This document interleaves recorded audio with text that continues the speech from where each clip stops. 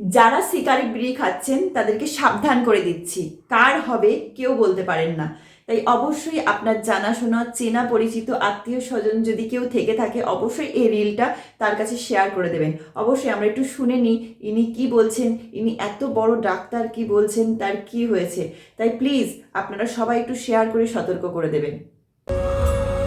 যারা সিগারেট খাচ্ছেন তাদেরকে সাবধান করে দিচ্ছি, কার হবে কেউ বলতে পারেন না, কিন্তু যখন হবে এরকম অবস্থা।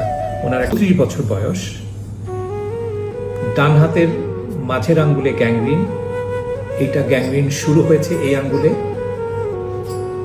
গত বছর প্রত্যেকটা আঙ্গুল কাটা গেছে, একটা কোনো রকমে আছে।